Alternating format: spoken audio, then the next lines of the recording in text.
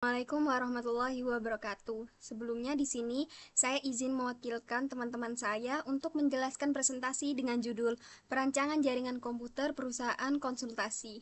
Di sini kami dari kelompok 6 dan saya ingin memperkenalkan anggota kelompok saya, yakni yang pertama Pak Rais Malano dengan NIM 025, Farel Farica Firjaturaza dengan NIM 034, Agnes Kiramadani dengan NIM 031, dan Amira Izati dengan NIM 014.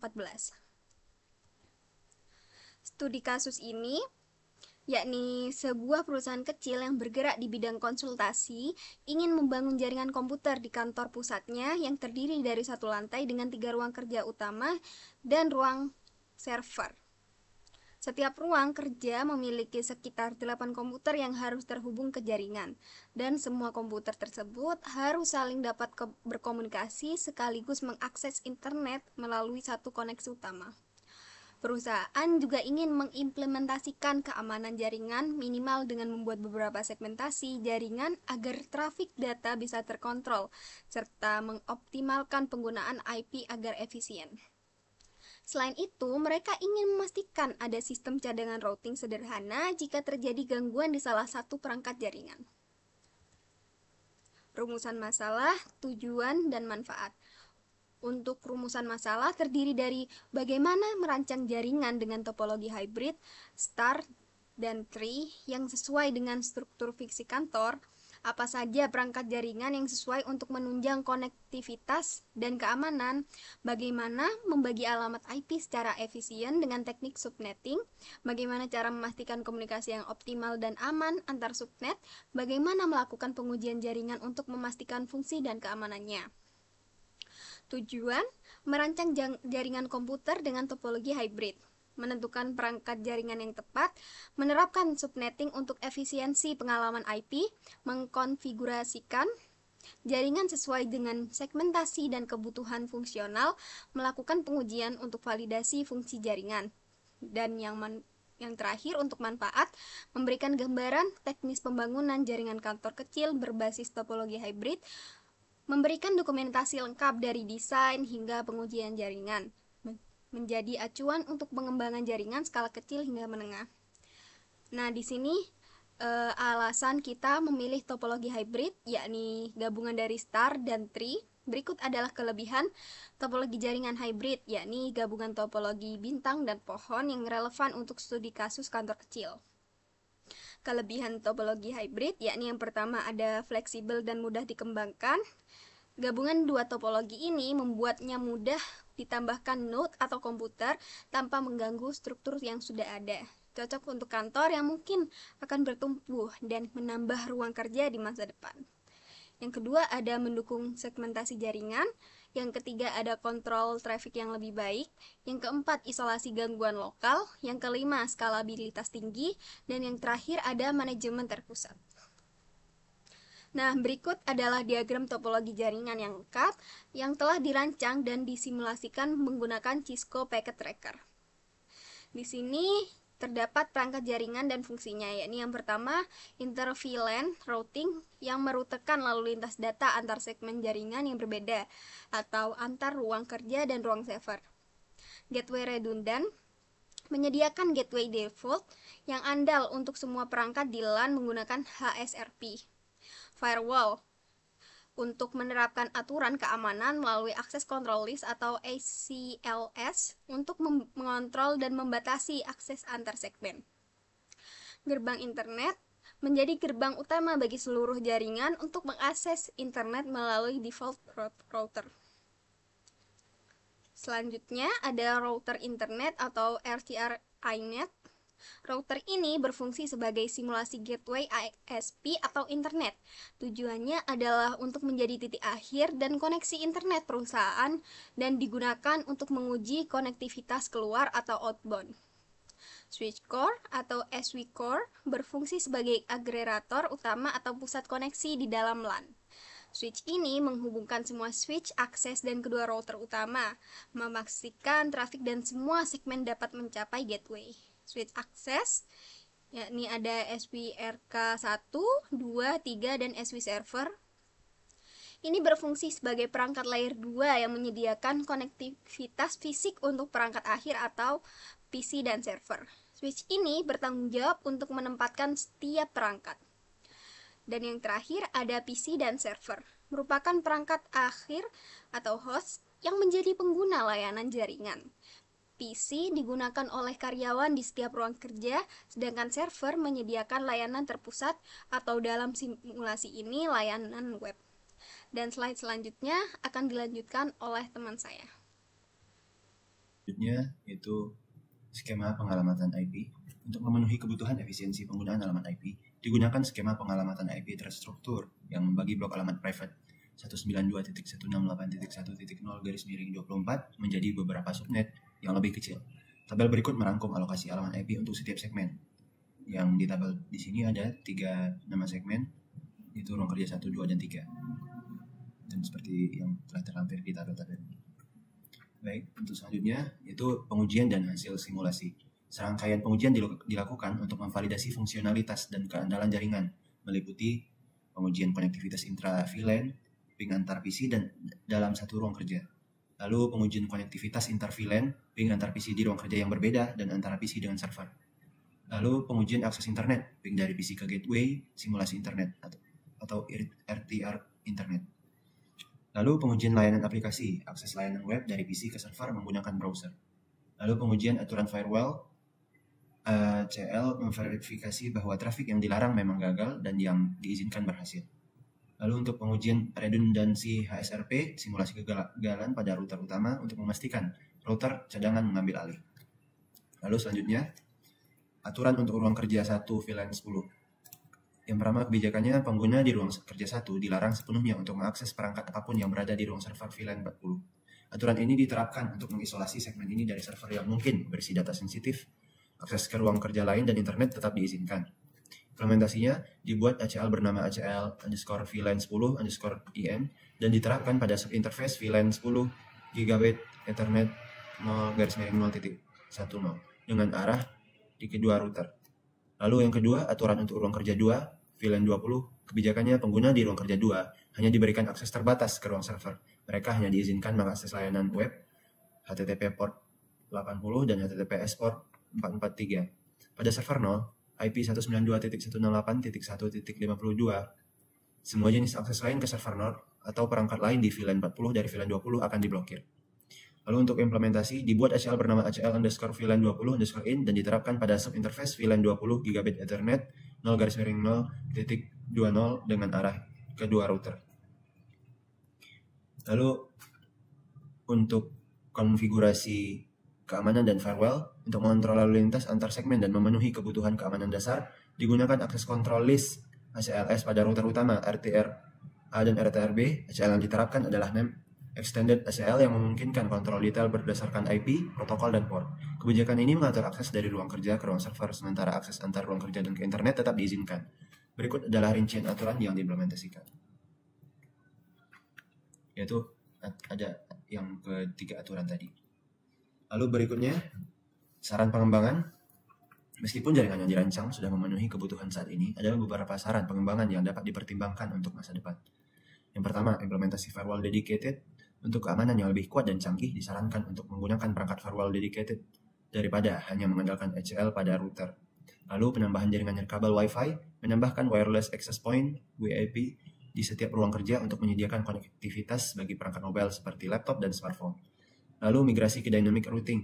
Jika di masa depan jaringan berkembang menjadi lebih kompleks dengan banyak router, migrasi dari routing statis ke protokol routing dinamis seperti OSPF akan membuat manajemen routing lebih efisien dan otomatis.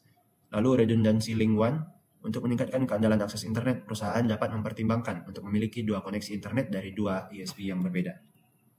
Lalu kesimpulan dari presentasi kami pada kali ini, yaitu berdasarkan hasil perancangan, konfigurasi, dan pengujian jaringan komputer yang telah dilakukan, dapat disimpulkan bahwa sistem jaringan yang dibangun telah berhasil memenuhi kebutuhan operasional perusahaan konsultasi. Jaringan dirancang menggunakan topologi hybrid yang menggabungkan struktur star and tree, serta didukung dengan segmentasi VLAN dan pengelamatan IP yang efisien. Selain itu, sistem juga dilengkapi dengan mekanisme redundancy gateway melalui protokol HSRP dan pengaturan keamanan melalui Access Control List atau ACL. Lalu kami rangkum kesimpulan utamanya. Yang pertama, jaringan hybrid memberikan struktur yang fleksibel, mudah dikembangkan dan terkelola dengan baik. Segmentasi VLAN dan subnetting meningkatkan keamanan dan efisiensi distribusi alamat IP. Protokol HSRP berhasil menjamin ketersediaan gateway cadangan untuk menghindari downtime. Lalu pengujian menunjukkan konektivitas antar perangkat, akses internet, dan kontrol akses bekerja sesuai perencanaan. Lalu jaringan siap digunakan untuk mendukung operasional perusahaan dan dapat dikembangkan di masa depan. Baik, mungkin sekian dari presentasi kami kali ini untuk dari segi materinya, dan untuk percobaan simulasinya akan dilanjutkan kepada teman kami yang selanjutnya. Terima kasih. Assalamualaikum warahmatullahi wabarakatuh. Bagian awal dari demonstrasi kelompok kami. Di sini sudah tersedia beberapa komponen, yaitu ada router, ada switch, ada PC, dan ada server. Berdasarkan studi kasus, kelompok kami menggunakan router A sebagai jaringan internal dan menggunakan router B sebagai router redundancy gateway atau router cadangan. Router 0 di sini sebagai simulasi untuk koneksi internet. Kami menggunakan 4 switch dari setiap ruangan, yaitu ruang kerja 1, ruang kerja 2, ruang kerja 3, serta ruang server. Dan ada switch core inti sebagai penghubung antara switch per ruang kerja ke router A sebagai router jaringan internal. Di sini saya akan mulai menyambungkan PC ke switch dari setiap ruangan kerja. Di sini kami menggunakan kabel copper storage route. Kita sambungkan dari PC dengan fast Ethernet 0 ke switch ruang kerja 1 dengan fast Ethernet 0/1. Untuk mempersingkat waktu, saya menggunakan kabel automatically choose connection type.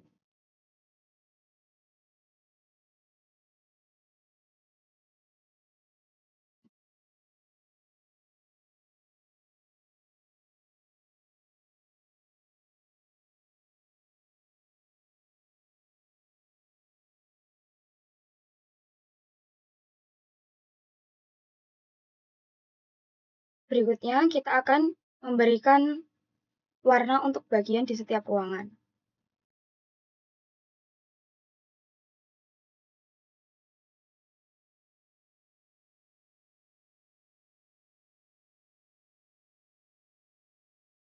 Kita namai dengan ruang kerja 1.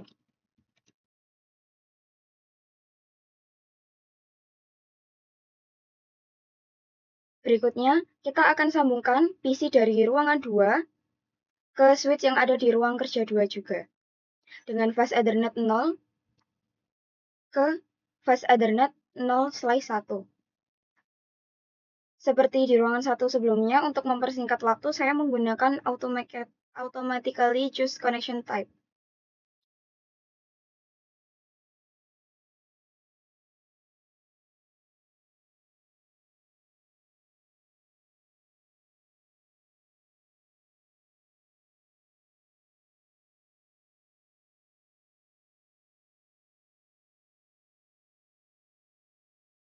Kemudian kita beri bagian warna untuk membedakan antara ruangan satu dengan ruangan yang lainnya.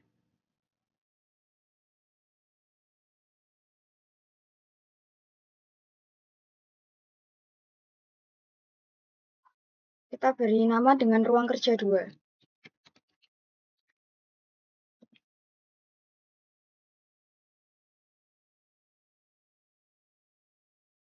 Kita lanjutkan dengan menyambungkan PC dari ruangan 3, dari setiap PC dari ruangan 3 ke switch dari ruang kerja 3, dengan menggunakan kabel copper straight route juga. Fast Ethernet 0 dengan fast Ethernet 0/1. Untuk mempersingkat waktu kembali, saya menggunakan kabel automatically choose connection type.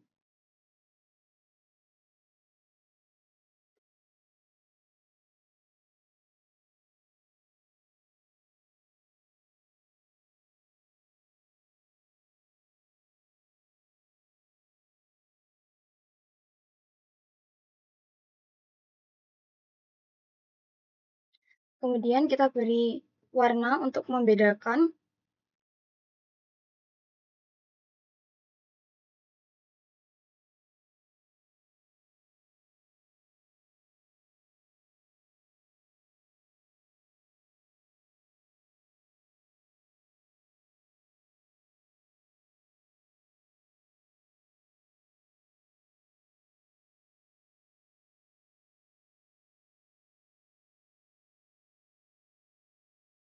kita beri nama dengan ruang kerja 3.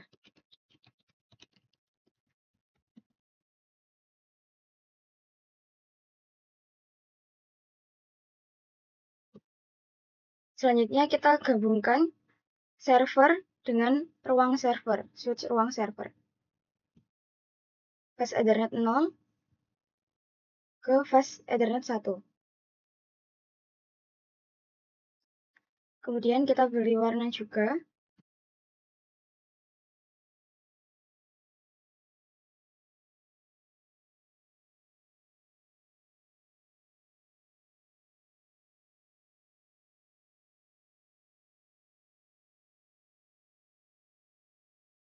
Kita beri nama dengan ruang server.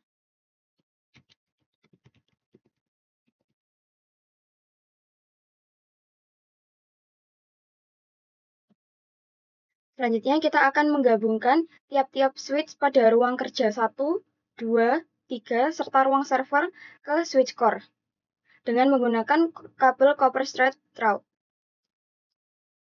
Di sini kita memilih Gigabit Ethernet 0/1 dengan Fast Ethernet 0/1. Sama seperti ruang kerja 1, kita menggunakan Gigabit Ethernet 0/1 disambungkan dengan Fast Ethernet 0/2.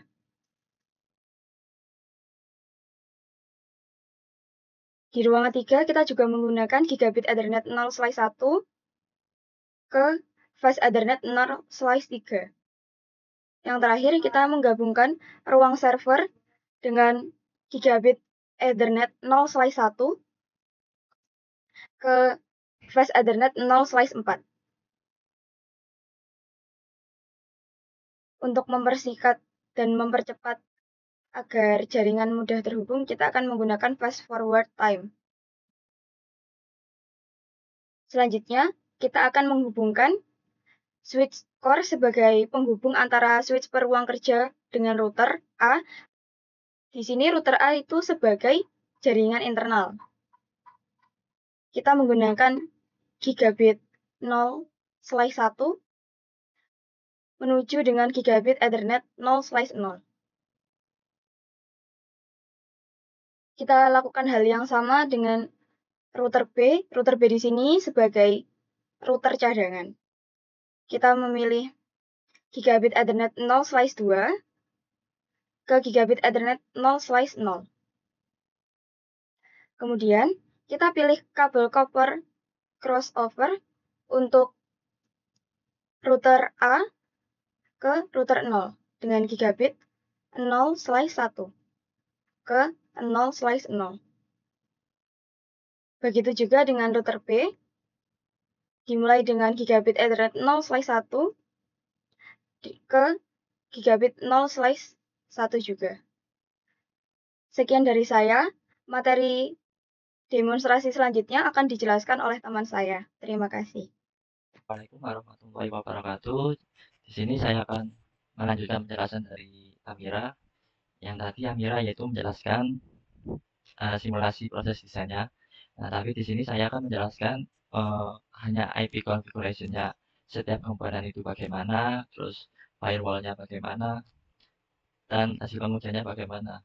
Tapi sebelum aku menjelaskan lebih lanjut, di sini saya sudah masuk ke file yang sudah jadi, yang maksudnya firewall-nya, untuk firewall, untuk konfigurasi setiap isi itu sudah dilakukan, maksudnya sudah dilakukan pengujian dan hasilnya sukses. Sini saya akan menampilkan. Yang pertama adalah untuk sheet score.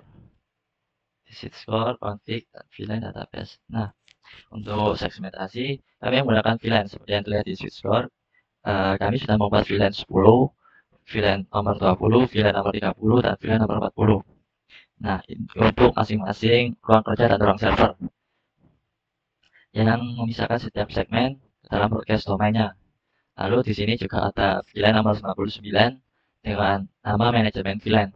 Nah, tujuannya adalah untuk memisahkan lalu lintas dan untuk mengelola perangkat jaringan dari lalu lintas data pengguna sehingga lebih aman. Lalu di bawahnya ada VLAN nomor 999. Ini dengan nama native VLAN serang. Nah, tujuannya adalah untuk mengganti native VLAN dari default ke VLAN nomor 999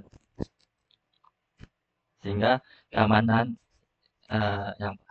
karena VLAN nomor 999 ini kami gunakan adalah untuk keamanan yang baik dan melindungi jaringan dari serangan umum.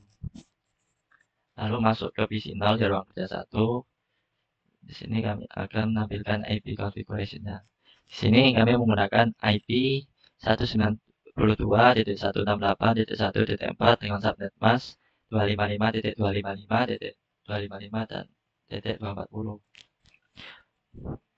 Untuk default ke depannya 192.168.1.1 dan DNS servernya pakai 8.8.8.8. Nah, di ruang kerja 1, 2, dan 3 itu subnet masknya itu sama semua menggunakan 2.240, tapi di server, di ruangan server kami menggunakan subnet mask 248 untuk membedakan ruang aksesnya. Nah, di sini bisa terlihat untuk tampilan range-nya. Yang pertama untuk ruang kerja 1, jangkauan range host-nya itu antara titik 4 sampai titik 14. Sedangkan ruang kerja 2 itu range host-nya itu antara titik 20 sampai titik 30. Jadi bisa diatur terserah, pokoknya cakupannya antara titik 20 sampai titik 30. Untuk ruang kerja 3 titik 36 sampai titik 46. Lalu untuk ruang server titik 52 sampai titik 54. Nah, untuk manajemen ini itu opsional, tidak perlu dipakai. Lalu untuk gateway-nya sendiri di ruang kerja 1 kami menggunakan 192.168.1.1 dan di ruang kerja 2 kami menggunakan titik 17. Di ruang kerja 3 menggunakan titik 33 dan di ruang server menggunakan titik 49. Nah, balik lagi ke Cisco. Di sini saya akan menunjukkan konfigurasi dari router ya, dari konfigurasi redundansinya. Pertama buka CLI router A, terus ketik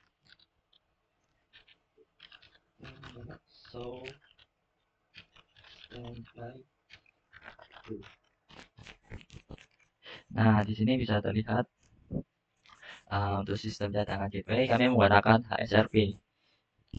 Di router A kita bisa lihat statusnya adalah aktif untuk semua VLAN. Nah, dialah yang bekerja saat ini. Lalu di router B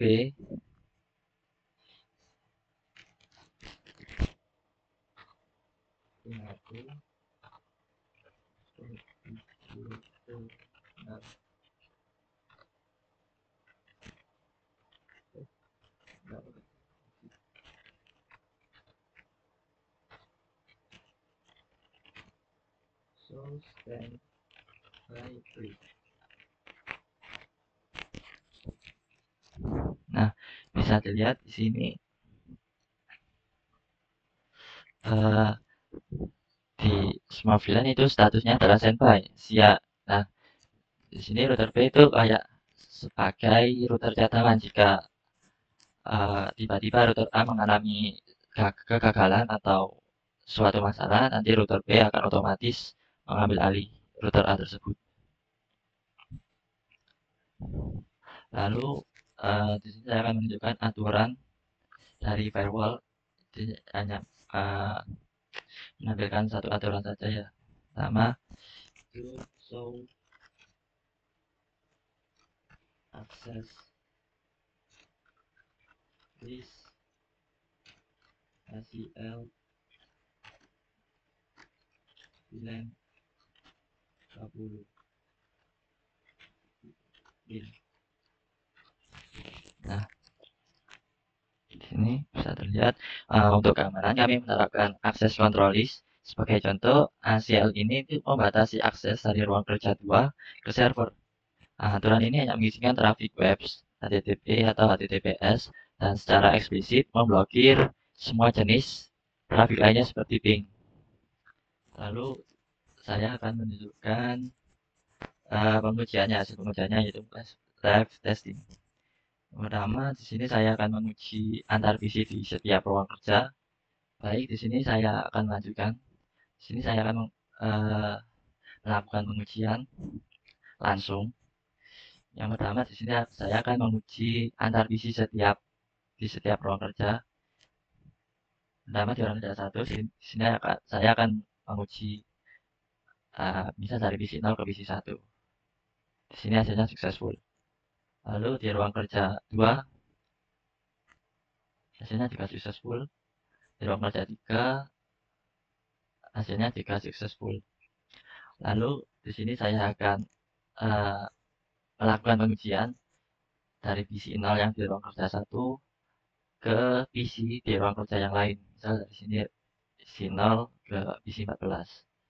Di sini hasilnya successful. Dari PC 6 ke PC 19. Violet. Nah, untuk misal statusnya Violet, kemungkinan ini bug dari Cisco atau saya kurang paham. Tapi hasilnya itu successful. Bisa. Nah, bisa. Lalu di sini saya akan menguji firewall yang saya tunjukkan tadi, yang aksesnya dibatasi, tapi hanya bisa diberikan akses ke HTTPS-nya saja. Di sini saya misal pakai PC 10, lalu ke desktop, ke web browser.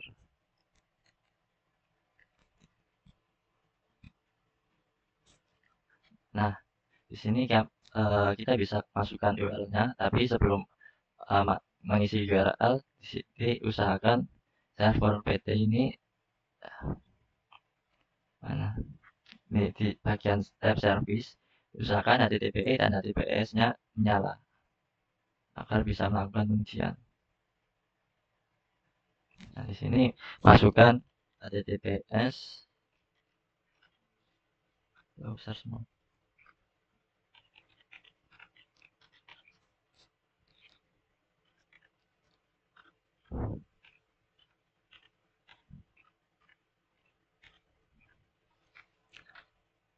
Nah, bisa dilihat yang saya masukkan adalah alamat IP dari server dan dilakukan pengujian, hasilnya adalah bisa. Tetapi ketika PC ini saya uji ke server, itu hasilnya akan violate karena terkena aturan tadi, hanya dibatasi tadi. Lalu saya akan menguji firewall.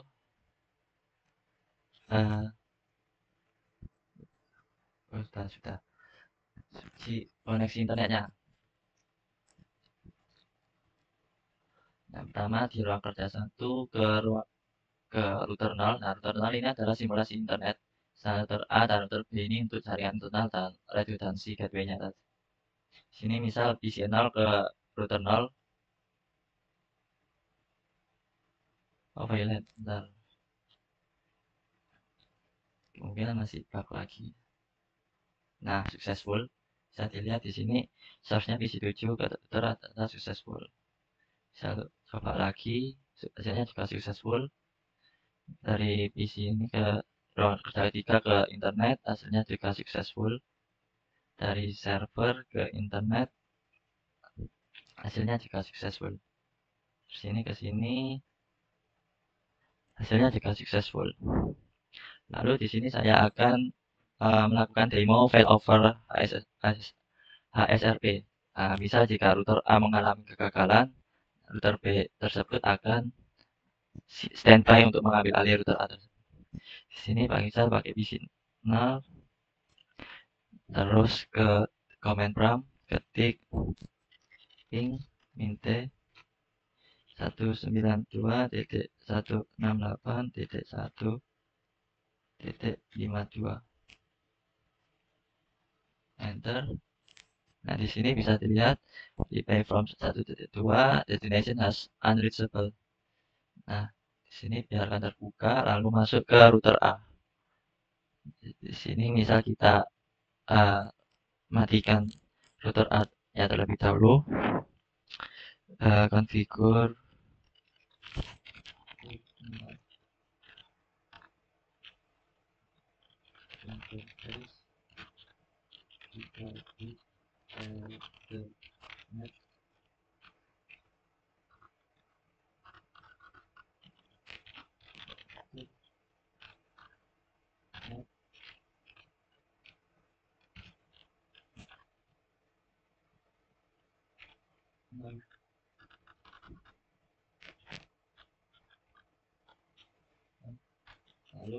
lalu ketikkan shutdown.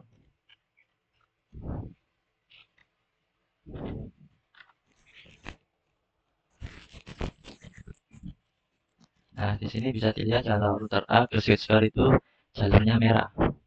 Lalu bisa dilihat lagi. Di sini adalah tampilannya adalah request timeout. Kita cepetin aja. Balik lagi ke PC 0. Nah, bisa dilihat di sini adalah reply dari router B yang siap menghandle jika misal router A mengalami kegagalan. Sekian dari penjelasan saya. Apabila ada kurangnya mohon dimaafkan. Terima kasih. Assalamualaikum warahmatullahi wabarakatuh.